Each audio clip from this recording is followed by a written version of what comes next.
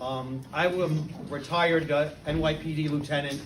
I did 32 and a half years.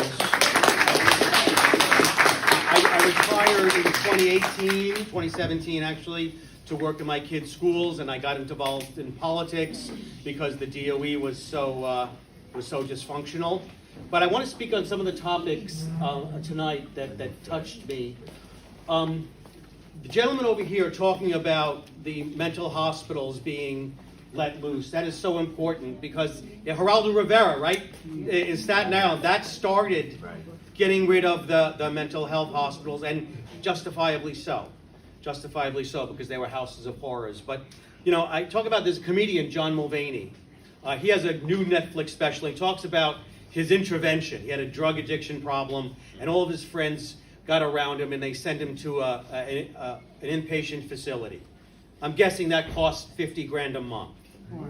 I'm guessing, right? And he was there for 6 months. So you do the math.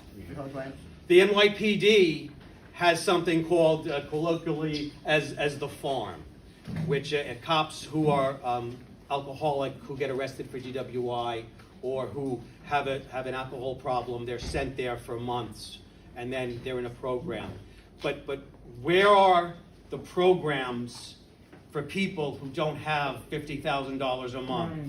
Where are the programs for individuals that don't have the police department backing them up? And that's including other city agencies. I don't know if there's something similar for teachers or for doctors. But what we need to do, one thing is perhaps some of these prisons that are upstate that are empty, maybe they need to repurpose into, and I always say this, state-of-the-art teaching hospitals that focus on addiction and mental health treatment. Right? Rikers Island, they talk about closing it, maybe repurposing it for something similar for our people here, because, and then the nonprofit stuff is really driving me crazy. The nonprofit, when I was an actor a long time ago, I still do it, and my experience with nonprofit, silly me, was like a theater company that nobody made any money, right? Everybody worked for free, or running a PTA where nobody's making any money. We're all working for free, donating our time, and 100% goes into the mission.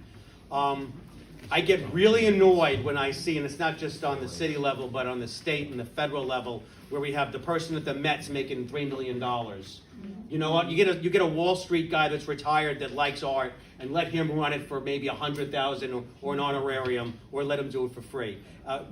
Nonprofits should be held to a very, very high standard. I mentioned Tunnel to Towers, 95% of the money that they collect go to the mission. And we should have some kind of standards for anybody doing business with the city. So anyway, my name is Vito LaBella, Vito LaBella for New York. Please, we could use your donations. Thank you very much.